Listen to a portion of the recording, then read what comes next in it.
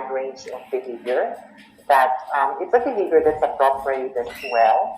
And when you perform the appropriate behavior, makikita kasi yan sa anyo mo. Makikita yan at a glance of galit ka na ba, or if you are trying to convince other people, or you are just going to inform them of something, the way you communicate it, makikita yan sa hitsura mo, and also in the manner you speak to them. Even in the writing form, makikita din yan kung what kind of personality do you have when you are trying to communicate to people. Then, huwag nating kaligtaan that you should also empathize. You also empathize when you are an effective communicator. That you also have to feel the feelings of others when you speak words, or when you open or you utter words to them. That it's never just one-sided, na inisip mo lang yung kapakanan mo, na hindi mo na inisip as a leader kung mas magalit ba yung receiver mo, or ma-embarrassed ba ang receiver mo, or ma-annoy ba sila. So you need to empathize as well. That's why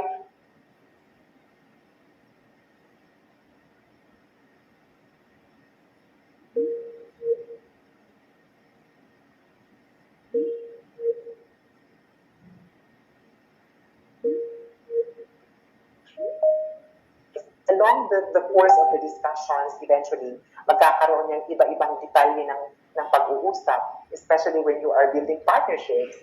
You're dealing with partners, stakeholders, and there are details that some sort of context, because it requires legal information, or it has to have important decisions that as full head, hindi lang manggagaling sa iyo ang decision. So you really have to be very focused on the conversation, or in the exchange of thoughts when you communicate with people. You also have to self-monitor. Dahil baka naman ang inisip mo lang sila, pero hindi mo inisip, o how do you feel? Pag pumasok na ka, what would be your action?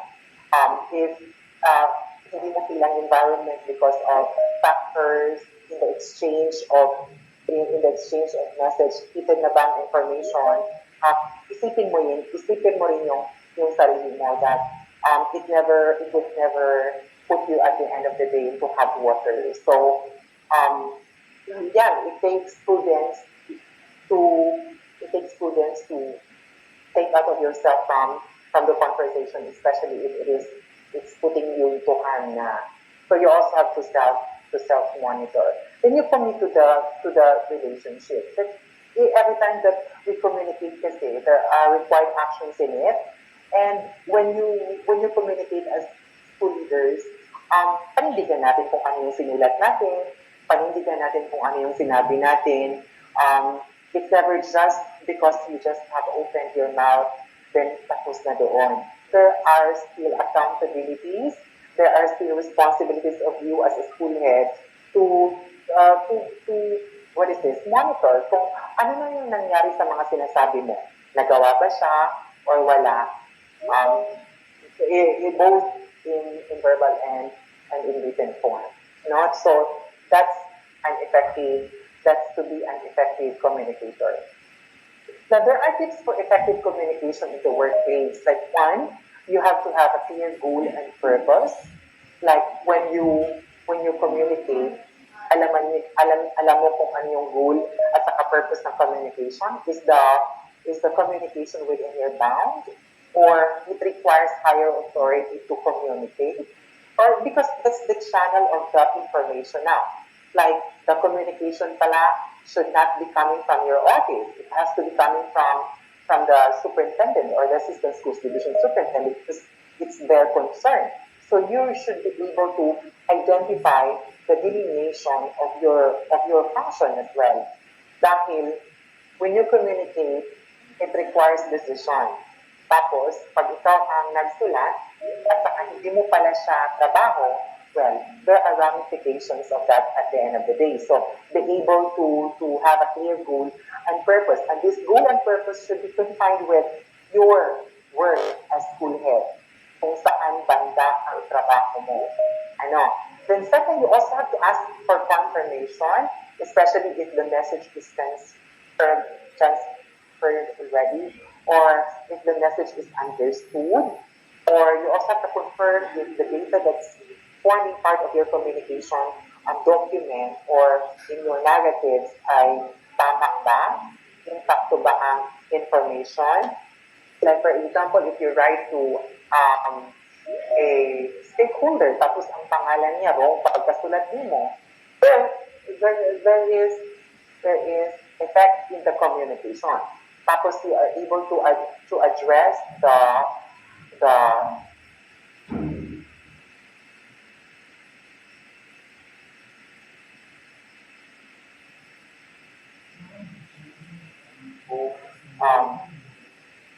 problem eventually as to seeking actions about the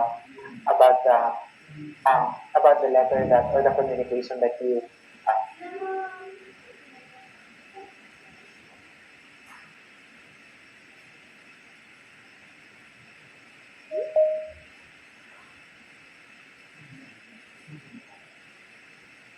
Hello? Hello, sir. Okay na? Oh, how about this one? It's okay. Okay.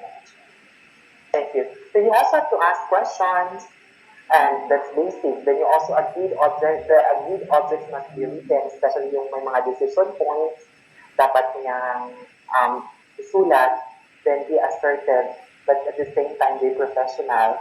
You may be assertive, pero wag natin kaligtaan that we also are a professional. And you also have to reflect in your conversation kung ano yung sinabi mo. Then you have to evaluate the pros and cons of how do you behave during the conversation or the exchange of the messages. So, in terms of writing, how costly is poor writing? Diba? So, sa atin, as leaders, kung may mali tayo in terms of our communication in writing form, balik-balik. If magpabalik-balik na, of course, it's time-consuming and your time is affected ang time mo, kung may timeline ka, kung kailan mo talaga makukuha yung response.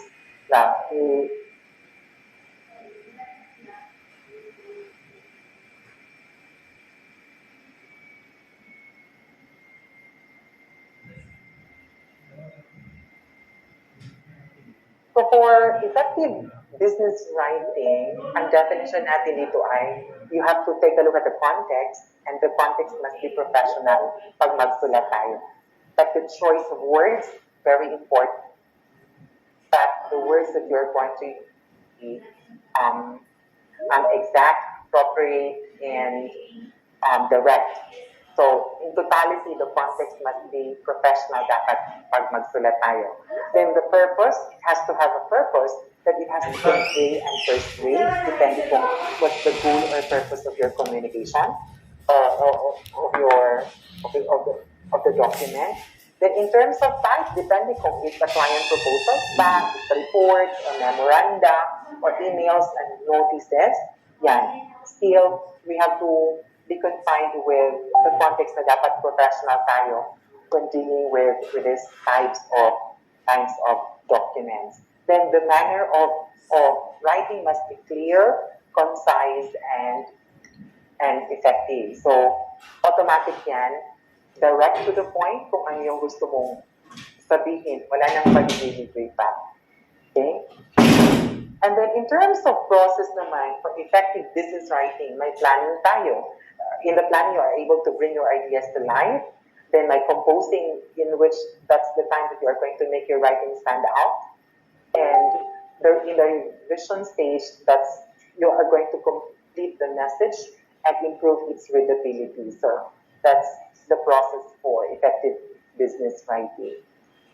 So in terms of objectives, the planning, ang pinaka-main objective niya is you are able to develop an outline of effective messages sa planning na stage. Then you are able to explain how the inductive approach can be used to create effective message. Then sa composing in the next slides, you are going to adapt now the message to the audience. Then apply techniques for developing effective, powerful sentences and coherent paragraphs. And in the writing stage or part, you're going to evaluate content and review readability. Then you're also going to review errors in organization style and the tone. That's the entire frame of this slide. Then sa planning, you have to plan before you write, develop an outline for an effective message that you have to consider the idea, the receiver, and also the action. And for the inductive approach, you use the AIDA na frame, like A for attention, you get the receiver's attention, I, interest, you have to introduce the idea and arouse the interest in it. D for the desire, you're going to create desire by presenting convincing evidence. And for the action, you have to encourage action. So, yan ang dapat mo pag-isipan when you are going to convey a message to your audience. And in composing, you should be able to be sensitive to your audience needs. Then you build strong relationship with your audience as well. Then you control your style and tone. Again, this is true even if it's verbal or non-verbal communication, or even in written form. So, for example, in terms of style and tone, when you are going to have just sending along the information you ask for that is informal, then kung conversational naman siya, ang naging mukha ng message ay you requested during our you are going to write enclosed please inside. Please find the information that was requested during our telephone conversation on May 14. So you are able to decipher naman which one is informal conversation and even formal. So for business writing, professionalism also connotes to be formal when you are going to convey message. Then you also have to choose strong words, then create effective sentences, craft unified and coherent paragraphs, and that's expected of you. The choice of words really matters in the communication or in the document. Then for your sentences to be effective, it has to be short and, of course, default na yan yung grammar, default na yan yung construction niya, dapat na-observe na yan. Then also the coherence of the paragraphs is also default in you that you also have to consider when you write. Then use correct sentence structure, rely on active voice, then emphasize important ideas in your writing. Then when you revise, you have to use specific words, like please submit your completed report at 1 p.m. tomorrow.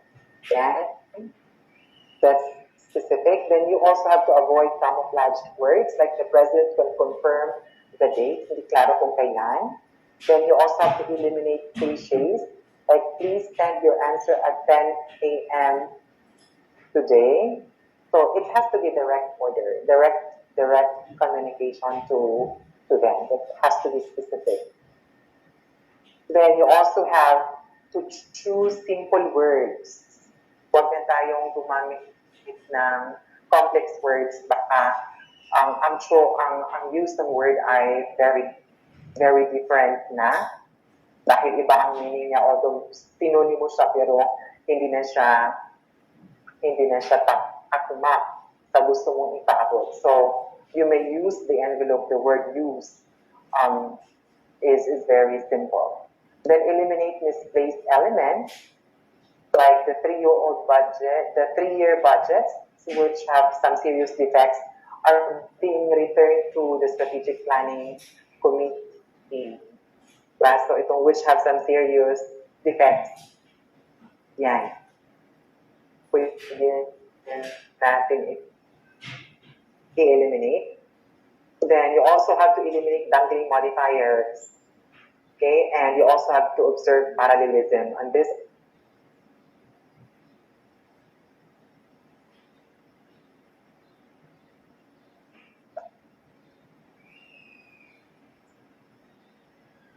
then you also have to, when you do the revision, you also have to eliminate redundancies like basic fundamentals, necessary requirement, yan, redundant na yan. Consensus of opinion, other alternative, dollar amount, personal opinion. These are redundant terms. Each and every, at saka nakasulat yan sa ating manual of style. Basahin natin yung DepEd Manual of Style dahil nandun yung mga redundancies na dapat natin i-eliminate, and then nandun din yung mga alternatives na ano yung alternate niya pag ganyan ang redundancy na nakita natin. No? Full and complete, kaya pwede ramang kami yung complete, important essentials, pwede ra kami yung essentials, refer back, pwede po kami refer, na severe crisis, two twins. These are redundancies that you also have to eliminate when you do the revision. And I know, as a school head, in most cases, nagre-revise din kayo, especially when you are going to delegate the task to someone else in your in the office to work on the document. So, huwag natin kaligtaan na hindi dapat siya mawala sa paningin mo, o hindi dapat na hindi siya aabot sa iyo when you are going to finalize the letter specifically. Dahil you have to consider pa some of the details that you have to put into the communication, which definitely are anchored on the DepEd Manual of Style at saka itong ating service marks and visual identity manual. That's something that you also have to deep dive when you read further. Then you have to use precise words. Like sample here, she was a manager who was purchased others. Pwede naman she was a purchase manager. Direct niya. He waited in an impatient manner. So pwede naman he waited impatiently. Again, you have to opt for precise words. So, ang lahat ng yung sinabi ko, ang details niyan ay nandyan sa Department of Education Manual of Style, which is the DepEd Order number 30 series of 2019. Yung sinabi ng ating first speaker kanina na DO number 31 series of 2019, yun yung DepEd Service Marks and Visual Identity Manual that you also have to read.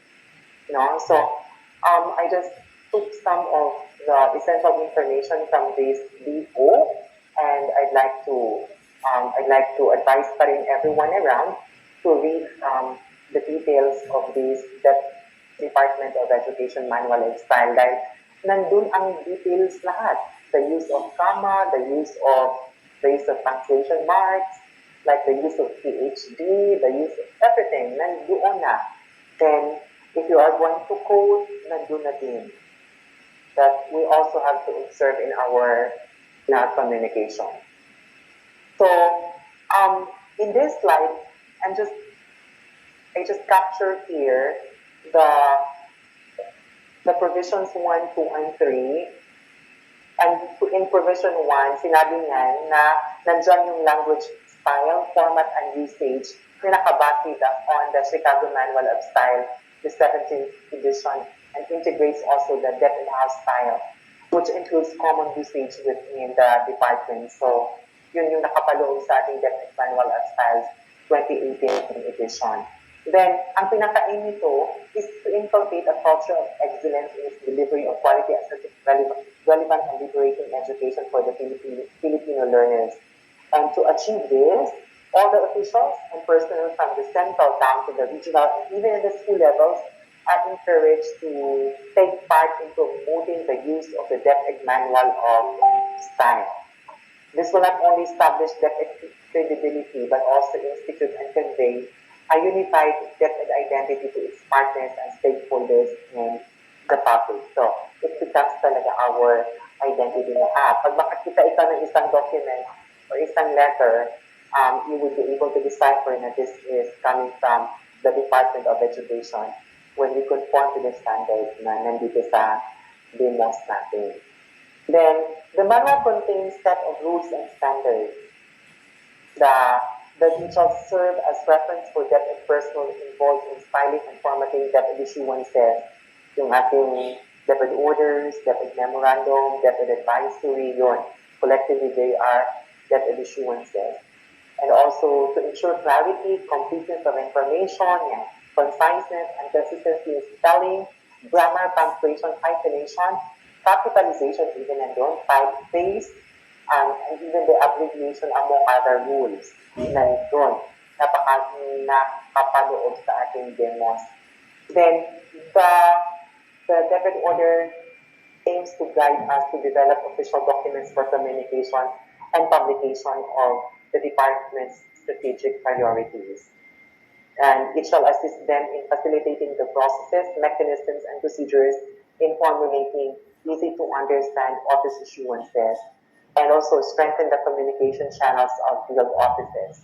No, so, ito yung pinaka-neat ng manual of style na kinuha ko lang, pero the details of that dapat natin basahin dahil yung iba doon is just a reminder of what we've learned when we were in college or even when we had our masters and PhDs that you could also implement or use in your practice as school heads.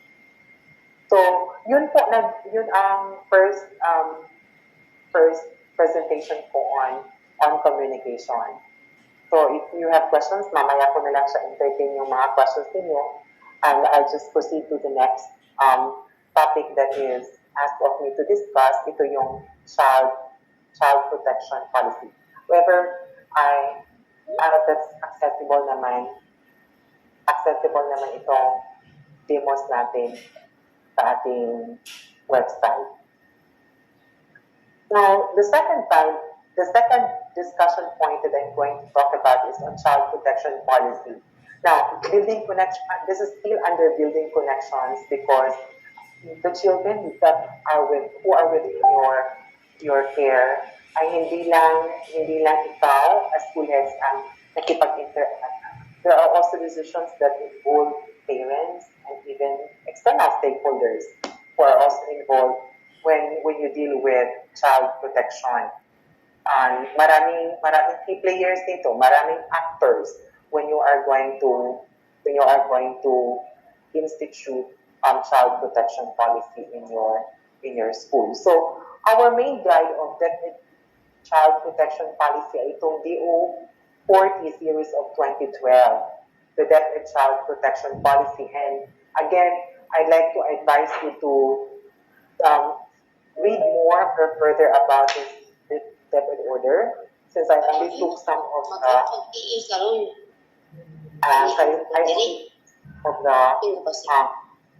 information that are appropriate for the time that's given to me. Now, in this DepEd order, just all public and private elementary and secondary schools are required to establish a child protection committee. So, that's a default na dapat meron tayong child protection committee sa school. And it has to be composed of one, ang chairperson natin, dapat yung school head or your administrator. Then, the vice chairperson ay a guidance counselor or a teacher. Then, meron din member din ang representative of the teachers as designated by the faculty club. Then, the representative also of the parents, a member as designated by the Parents Teachers Association.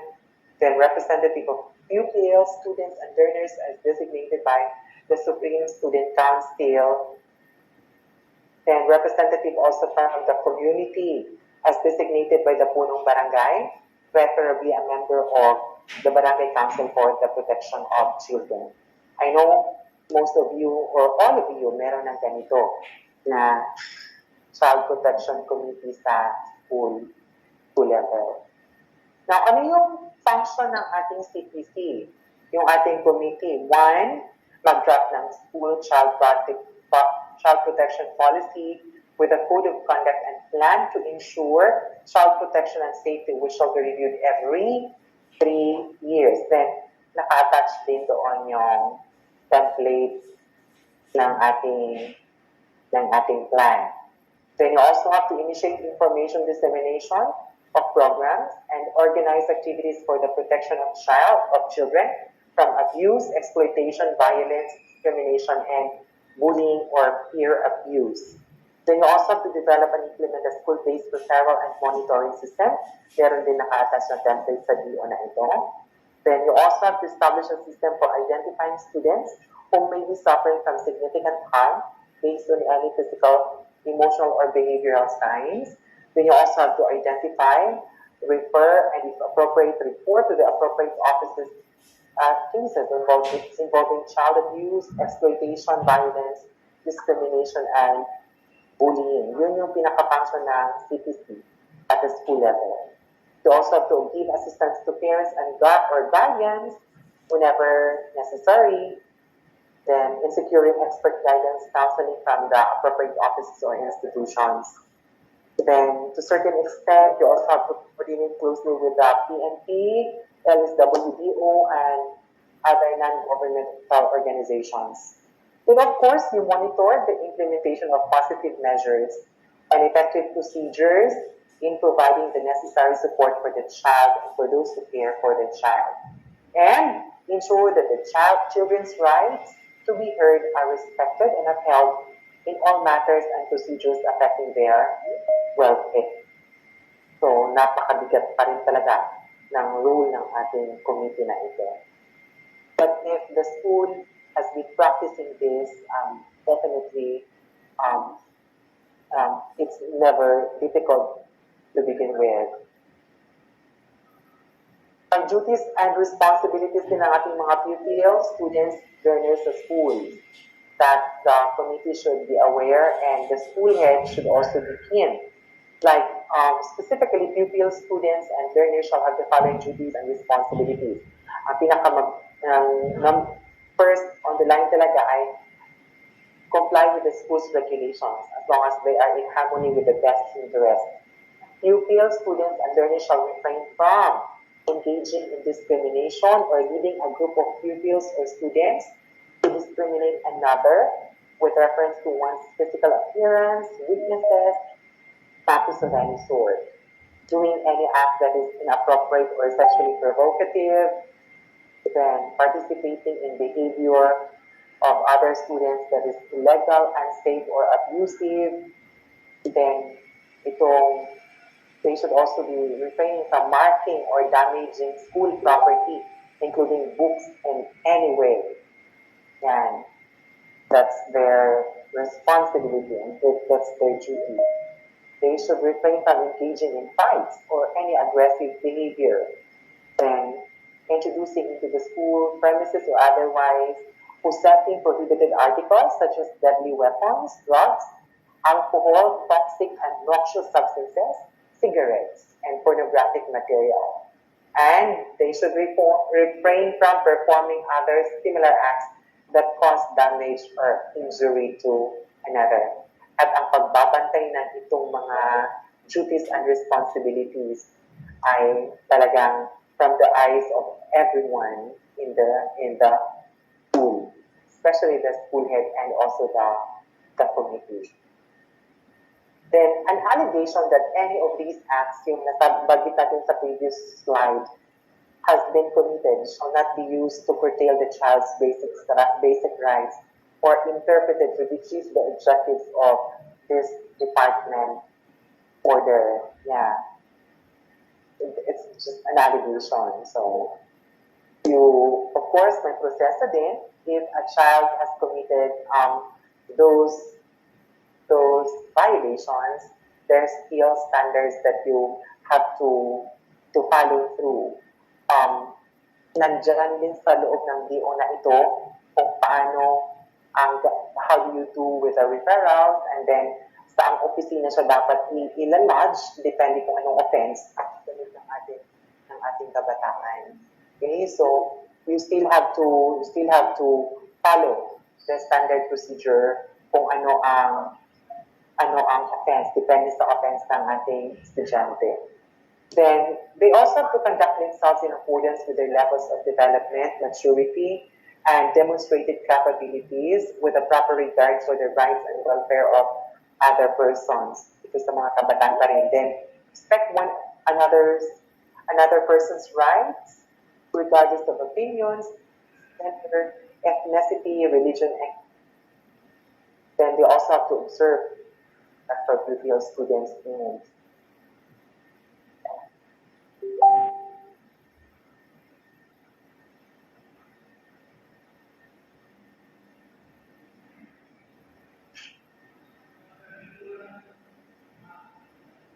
Okay. Now, ang school din, nandyan din sa Section 7 ng DO na ito, that the school heads have the following duties and responsibilities din. One, ensure the institution of effective child protection policies and procedures and monitor compliance thereof. It's still your accountability. Pag wala tayong committee, we have undergone procedures na hindi tama, it is still your accountability. So you should be learned of the policies and procedures on child protection policies specifically, because in dealing with them, meron kang dapat obserbahan itong ating mga estudyante na nakakommit ng offense. Okay? Then you also have to ensure that all PPL students or learners or school personnel, even parents and guardians or custodians and visitors and guests are made aware of the child protection policy. You are not, what is this? Hindi kayo pinagbawalan na mag-conduct ng orientation, or this will form part of your meetings, itong ating child protection policy with the parents or the guardians or even the students. On the child protection policy, pwede din kayong gagawa niyan to conform to these guidelines. Then, you also have to organize and convene the child protection committee for the school, as what I have told you. Then you conduct capacity building activities also for the members of the child protection committee and guidance counselors or teachers. Then you also conduct disciplinary proceedings in cases of offenses committed by pupils, students, or learners. So, nakikita natin sa DO na ito na meron pa rin tayong boundary as to how we deal with the students, And as school heads, we should be confined again with the duties and responsibilities dahil may mga levels na posibleng hindi na sa inyo nakaangat, especially if it requires legal interventions. Of course, you have to force through it to appropriate channels. As school heads pa rin, you have to ensure that the participatory and other rights of children are respected and upheld in all matters and procedures affecting their welfare. So, yan. Maraming rights nila na nakapaloob. Of course, one dyan ay you also have to conform to data privacy when you reveal data kung sino itong mga may offenses, specifically, for example, sa drugs and other offenses, at alam natin yan. Then you also have to maintain a record of all proceedings related to bullying or peer abuse and submit after each school year to the division office and the report and a copy of the intake form na part pa rin ng annexes ng DO na ito. This is pag child protection policy, aabot sa amin ito sa ESSD, and then that will also be channeled to the legal unit namin. If the legal unit would be asking data from us about this. So, magagaling pa rin sa school yung ating report. Okay? Siguro, we come in, especially if meron na talaga, our legal unit would come in if meron ng mga detailed investigation na gagawin in conformance also to standards. Then conduct the appropriate training and capability building activities. Then ensure that the school adopts a student code of conduct to be followed by every pupil, student or learner while on or when traveling to and from school, or during a school-sponsored activity and during lunch period, whether on or off campus. So, alam natin na that's default school na dapat may code of conduct na pinapalo ang ating mga kabataan. So, there are so many part of the duties of and responsibilities of the school head. Now, some of these, adapt such conflict resolution mechanisms, conduct with the appropriate offices and other agency or instrumentality for appropriate assistance and intervention. Then you also have to coordinate with the DSWD or the appropriate government agencies or non-governmental organizations on Child Protection Act line for reporting abuse, violence, and other else. Then you also have to ensure that all incidents of abuse, violence, exploitation, discrimination, bullying, and other similar acts are addressed in accordance with the provisions of this department order. Yeah.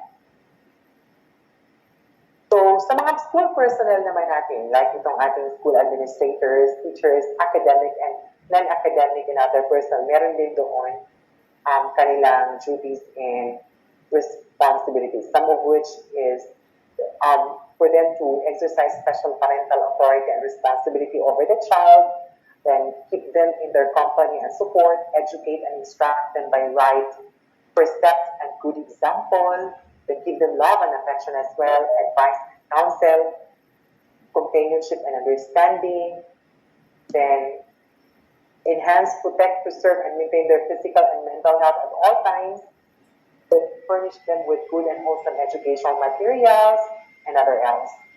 Then represent them in all matters affecting their interests, and inculcate the value of respect and obedience. Maraming duties ang ating mga kasamahan sa schools dyan.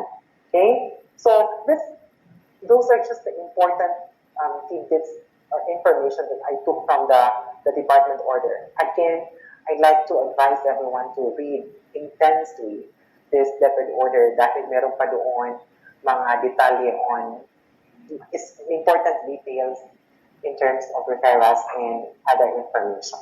So that's the second main discussion point that I have to deliver on the child protection policy. Ang positive discipline ay nandoon na rin at nakapasok na din dito.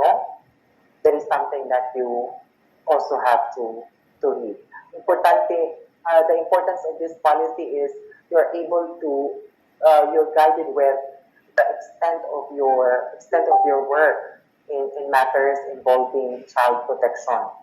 Okay, kung saan lang kayo hanggang. So, of course, when we deliver our task, we are confined within our duties and responsibilities. Wag talaga natin kaligtaan yan that we do not cross borders. Okay? And let me now jump into the last topic that I have to deliver, still on building connections, itong OKD programs natin.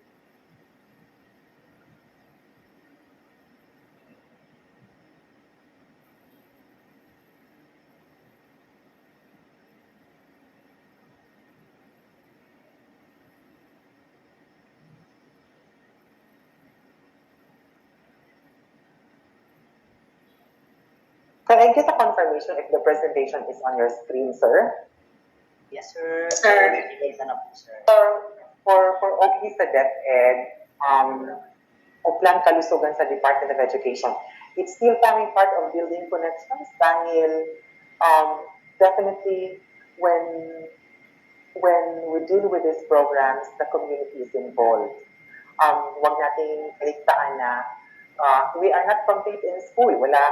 Some of the schools walang dentists. Some of the schools walang doctors. Some of the schools walang guidance counselors. And of course, pag meron tayong kakulangan dyan, of course, saan tayo pupunta? We still have to go back to the community. Especially during the time of pandemic na talagang we were halted of our engagement with the students. Or definitely, we tapped the community to implement the programs. In fact, meron tayong mga programs sa DepEd na talagang temporarily suspended or temporarily halted in its implementation because of the observance of the IATF guidelines and protocols. Now, so I see still the coherence of this subtopic under building connections because you will also be tapping stakeholders and partners in the community when you are going to, when we implement the programs. Of course, the details of partnership will be discussed by my colleague, Dr. Castañez na. No? So I'll be revolving only around the program. So there are 6 flagship programs of OK sa DepEd. Itong ating school-based feeding program and other nutrition support programs. Now, ang SBFP ay naglalayong it aims to provide hot meals, nutritious food products or NFTs, and milk to undernourished learners from kindergarten to grade 6 to improve their classroom attendance and nutritional status. So, ang pinaka-problema na in-address ng programang ito ay itong attendance at saka nutritional status ng ating kabataan. Specifically for kindergarten lang hanggang grade 6. And you have to note na, for SBFP, ang provide ay hot meals or nutritious food products at saka milk. Then, also, meron tayong other nutrition support programs here, like the nutrition and education and the integrated school nutrition model. Yeah, that's forming part of this program. Ang second na flagship program ay itong medical dental or the school dental health care program or the SDHCP and nursing services. This is for the delivery of medical, dental, and nursing services to learners by medical doctors, dentists, and nurses nationwide. And dito din sa programa na ito ang establishment of medical and dental clinics in selected schools and the provision of medical and dental supplies under this program.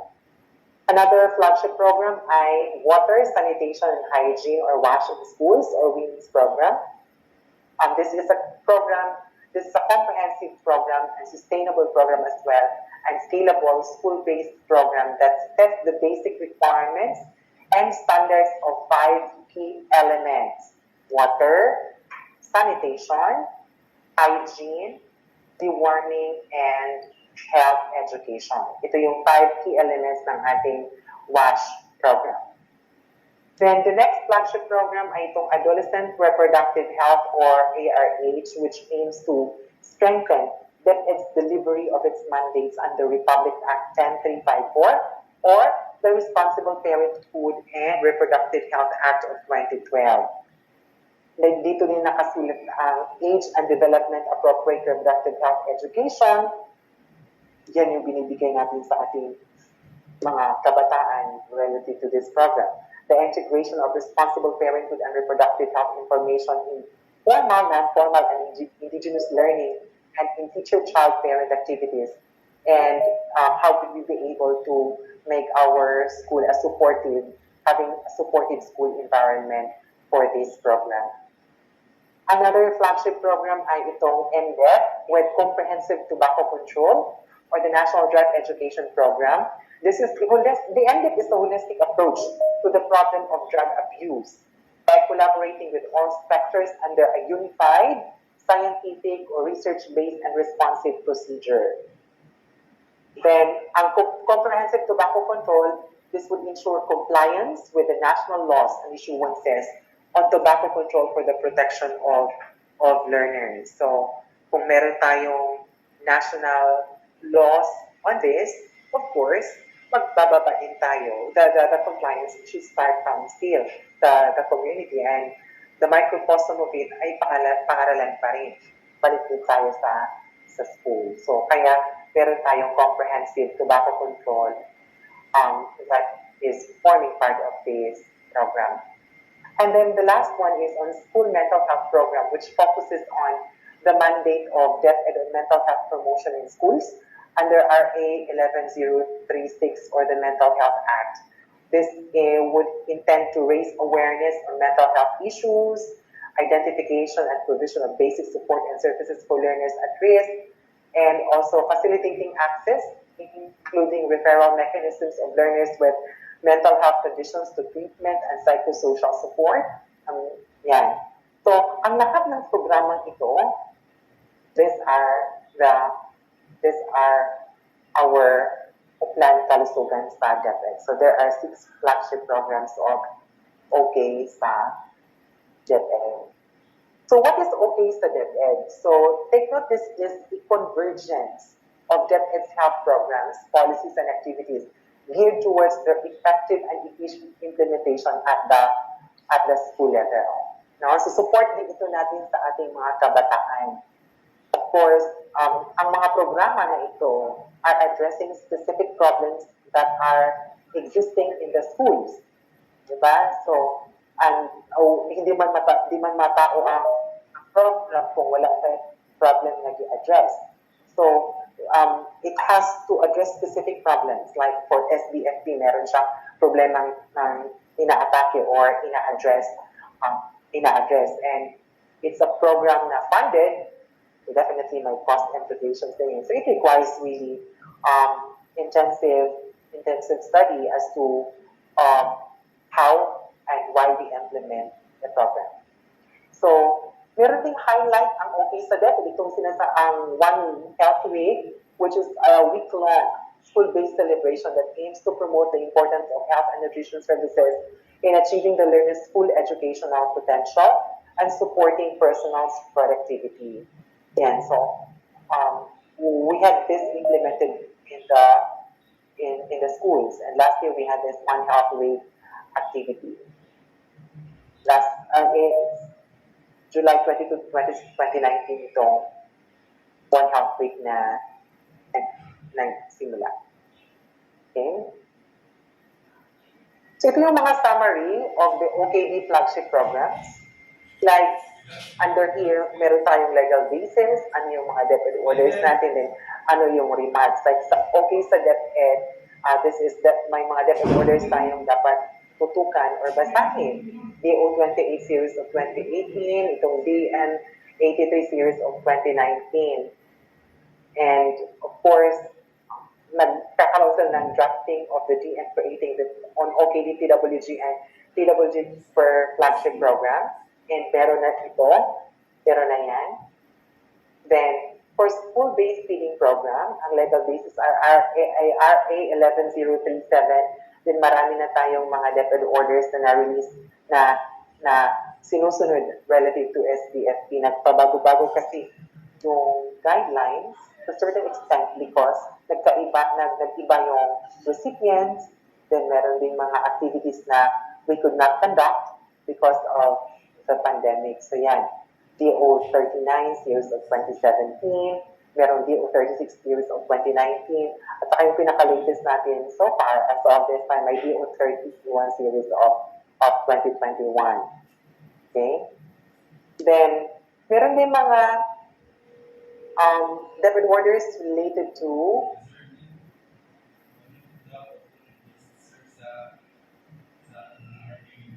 hello, sir. Nawala ko, sir. Para sir, ang presentation lang ang wala. Yes, sir. Wala, sir, presentation.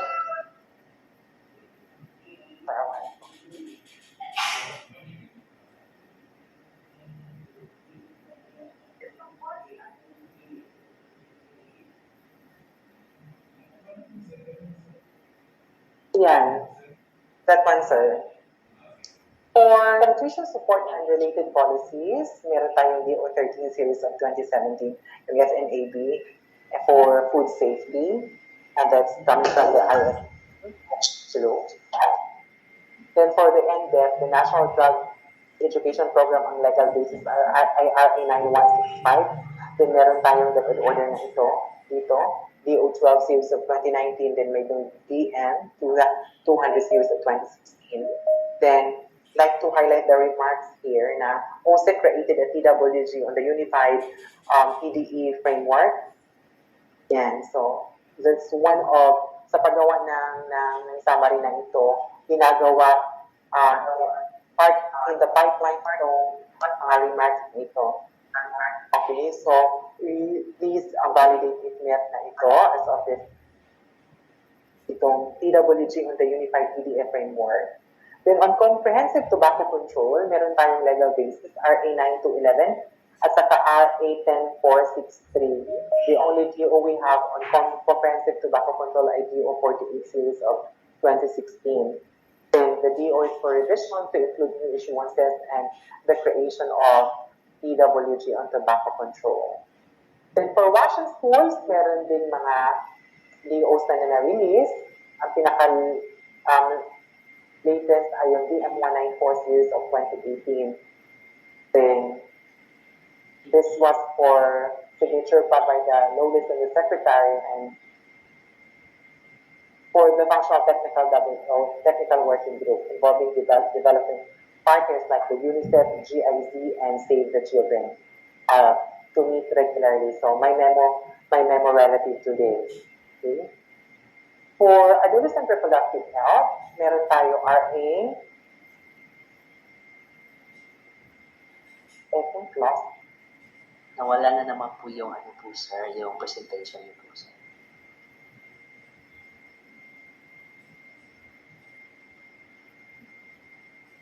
Okay, meron.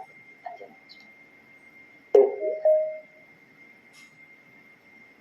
For adolescent reproductive health, meron tayong RA 10351 as the legal basis. Then my debit order ongoing development, but we hope to access as well the latest one of this program. Then for medical, dental, and nursing, the program, yung provision screening my legal basis, yung RA 11358. Then yung DO 41 series of 2020 for medical and nursing for drafting pathway stage, but we will check pag nandito na itong DO 41 na ito. Then also for school mental health, ang legal basis ay RA 11036. And for drafting din, then we hope na meron ng update on this debit orders.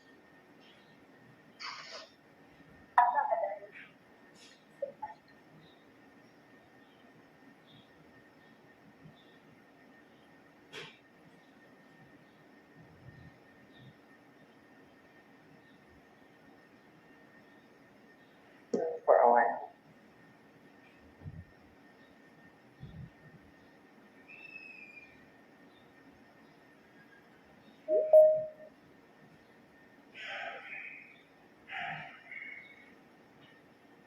Hello, sir. Yes sir. Wala na, sir, po, no? Wala na naman po sir. Okay, ayan na po sir.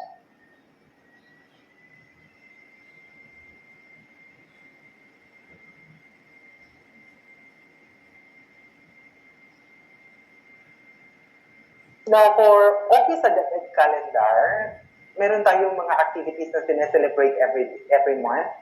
No? Like for example, sa January, nandyan yung National Deworming Month, second round, then National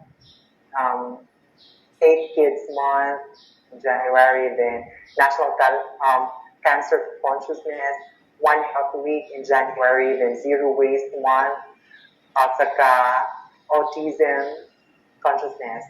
Then sa February, meron din tayo Philippine Heart Month and Oral Health Month. Then pagka-March, meron din Rabies Awareness and National Women's Day, World TB Day. Yan. Then sa May, meron tayong Hypertension Awareness and Road Safety Month and World No Tobacco Day. Then so every month, meron tayong mga activities na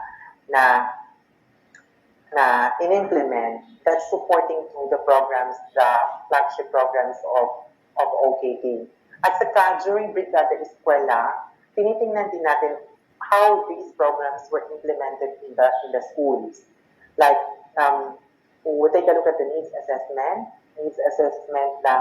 ng ating programa that sometimes will come out when the program owners have to hold a program implementation review.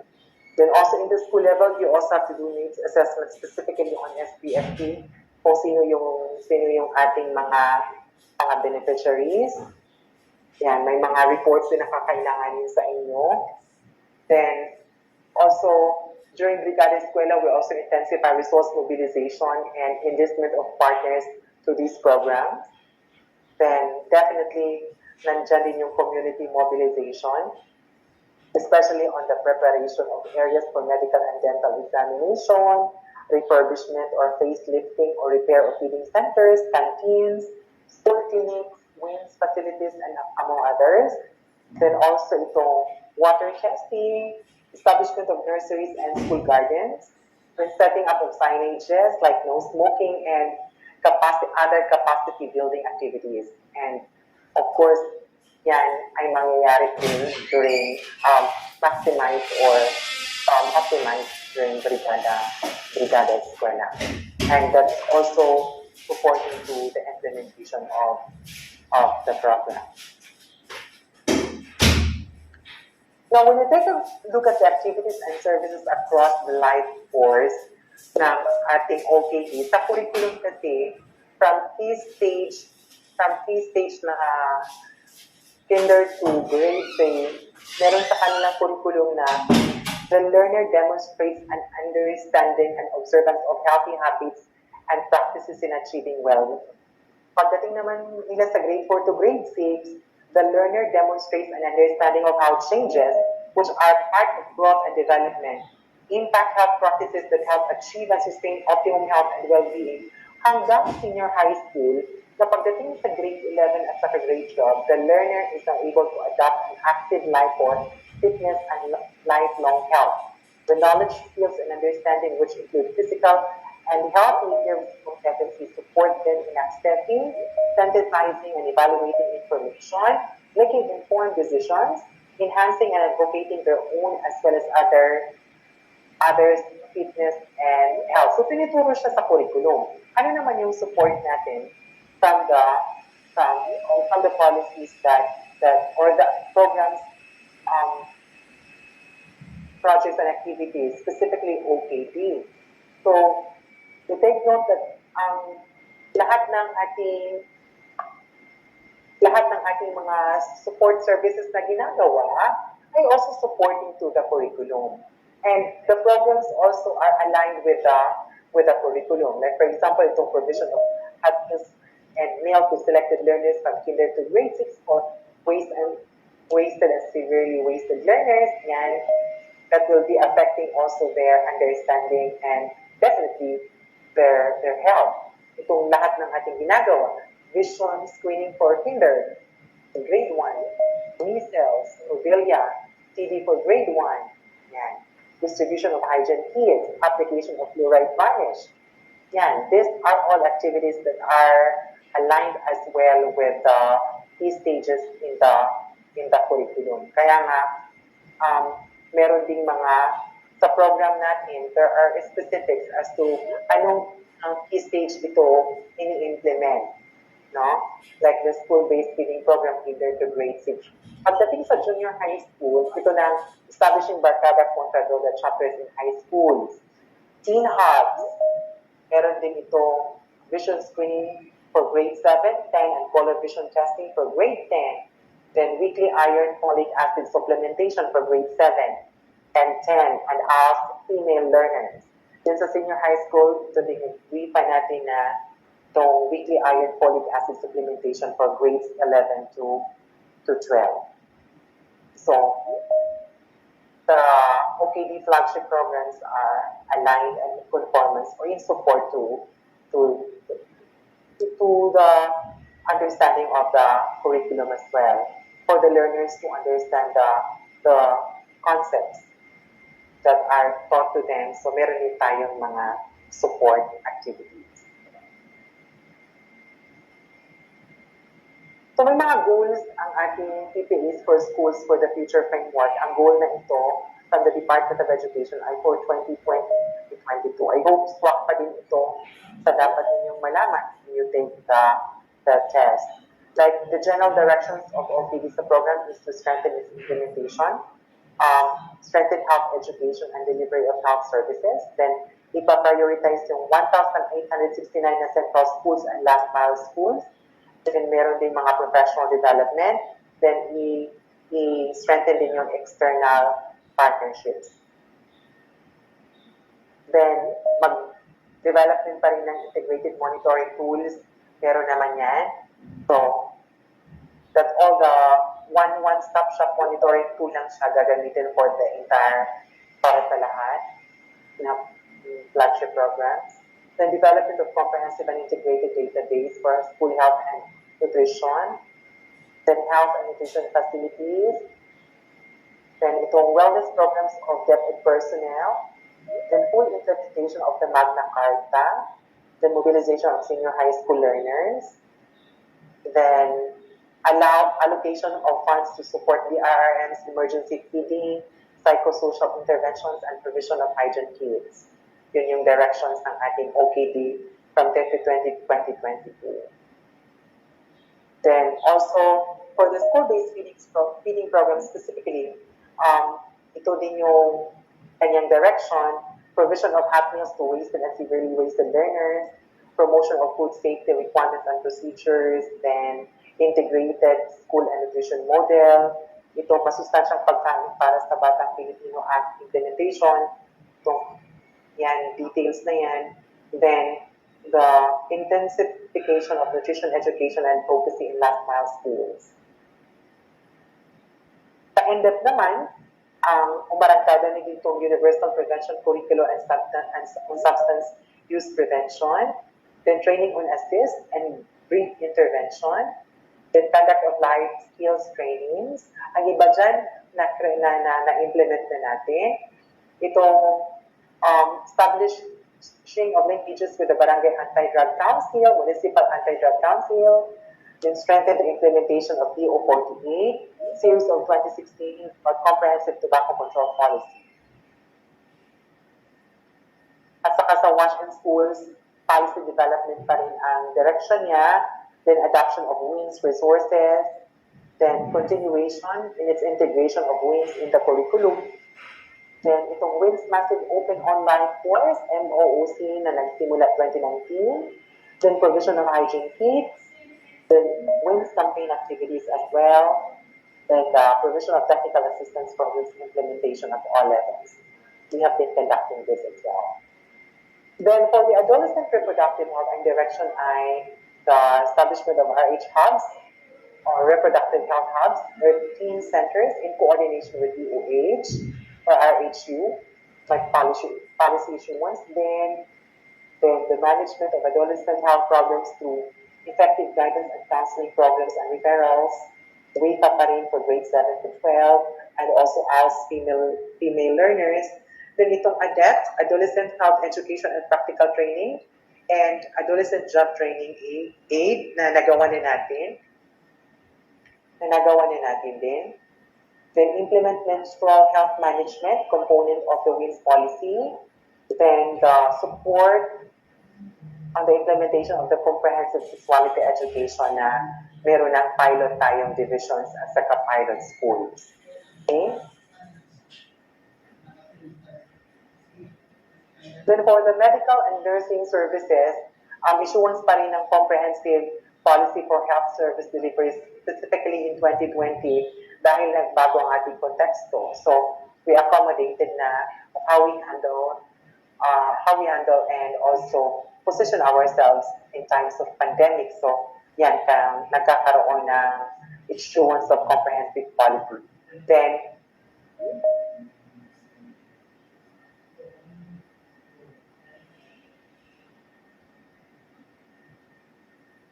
and mobile, medical, and dental vehicles na hopefully nagsimula na in 2021.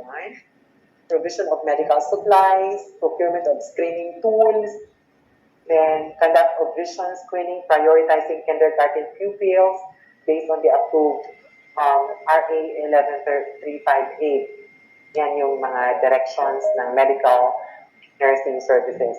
Institutionalized rabies education and control program.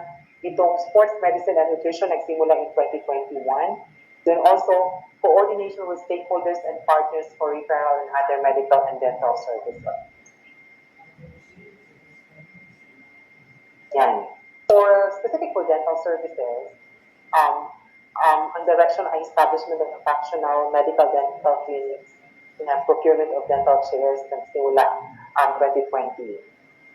Then, deployment of dentists in identified central and last mile schools. Isa din siya sa mga hangarin ng direksyon ng ating programa. Then sa 2021, nagkakaroon na ng procurement of mobile medical and dental vehicles din. Then application of fluoride varnish at saka the conduct of toothbrushing drills na in-institutionalized, and others are still part of within the pipeline of the dental services. Then for the school mental health, beginning direction, the issuance of comprehensive policy based on IRR of RA 11036 or the mental health law. Then the capacity building activities for mental health professionals in DepEd, conduct of annual school mental health forum, then provision of age-appropriate intervention for learners, then provision also of mental health services and referral. Yan. So what are the updates on OKD and health amid COVID-19? So, sa school feeding program, sa old normal, ang mga beneficiaries natin ay all severely wasted and wasted kinder to grade 6, around 1.8 million learners. Sa new normal naman, all incoming kindergarten pasok as beneficiaries, and grade 1 to grade 6 learners who were wasted and severely wasted based on the SY 2019-2020 SBFP report. So dumami yung ating beneficiaries sa new normal na naging 3.5 yung estimated, 3.5 million learners yung estimated natin ng mga beneficiaries. Yung commodity natin sa old normal ay hot meals, viand plus rice specifically, then milk also. Sa new normal, naging nutritious food products siya, either fortified bread, root crops, fruits, vegetables in season, at saka fortified blended food. Then, nandun pa rin yung milk. Yung sa old normal, ang delivery ng ating school-based feeding program were done in schools with the supervision of designated feeding coordinator. Sa new normal naman,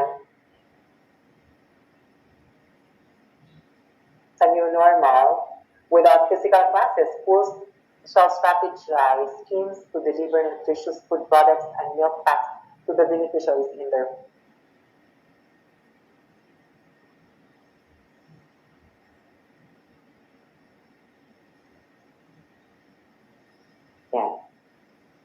And also, in terms of complementary activities, sa old normal, intensify integrated school nutrition model. Sa new normal, promotion of home and backyard gardening as immediate source of vegetables for household consumption. Ito yung gulayan sa paaralan na nag-escalate na into gulayan sa tahanan. Sa medical, dental, and nursing services naman, sa old normal, meron tayong vision screening for grade 4. Meron din nutritional assessment. Itong measles, rubella, and TB for grade 7.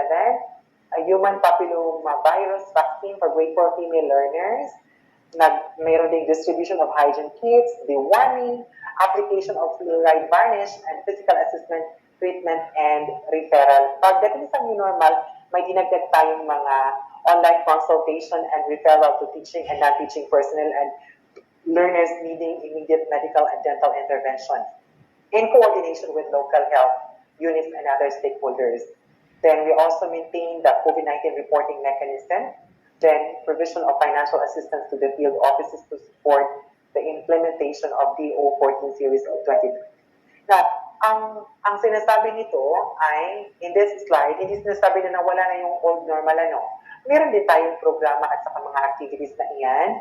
However, active na ito this time sa mga schools na nag-conduct ng limited face-to-face.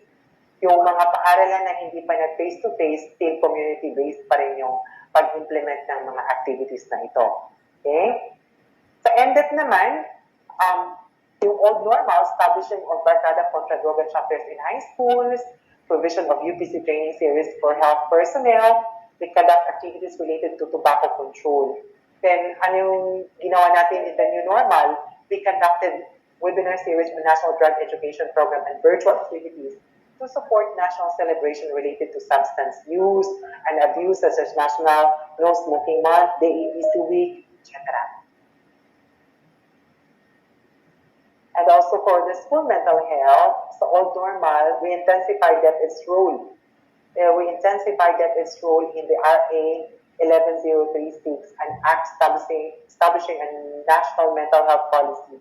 In the new normal, we align the implementation of mental health law in the context of the new normal. Then we also conduct online activities on mental health, including training on mental health and psychosocial support and psychological first aid, this year of DRRM. Then sa adolescent reproductive health, may refast supplementation tayo in the old normal. And then teen hubs pa rin.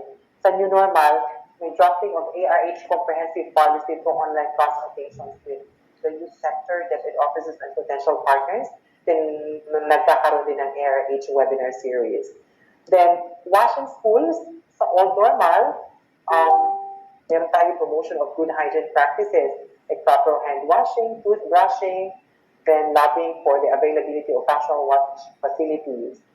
Sa new normal, we had advocacy to strengthen the hygiene practices to contain the spread of diseases, like the reproduction and distribution and posting of IEC materials, and also the conduct of virtual activities and wash across all levels of governance. Again, temporary, during the pandemic, yung iba nating mga activities na under specific programs ay temporary halted. Pero meron naman tayong ginawa that's also aligned to the programs in the new normal. Hopefully, babalik na itong lahat and bumalik na ang deworming specifically to those schools na nag-implement ng limited face-to-face. So in terms of the timeline of important issuances, like in January 2020, dun lumabas yung DepEd's response on health problems due to coronavirus and re-emergence of polio in the Philippines. Then sometime in February 2020, lumabas itong creation of task force for the management of the Department of Education response to novel coronavirus acute respiratory disease. And then meron ding DM on first to fifth set of policy directives of DepEd Task Force COVID-19. Yun yung timeline ng ating important issuances. 8 January 2020.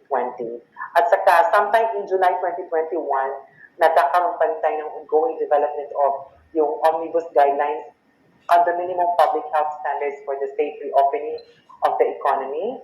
Yung sa ating itong ongoing development of joint circular between DepEd and DOH in terms sa pag-reopen of schools for face-to-face classes, which was eventually signed sometime in 2021.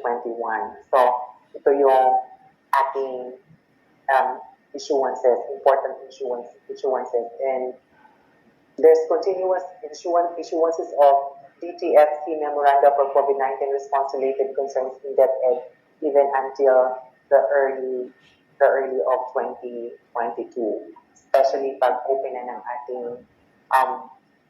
pag-change na ng ating landscape na dadami na yung mag-implement ng face-to-face classes, limited face-to-face classes.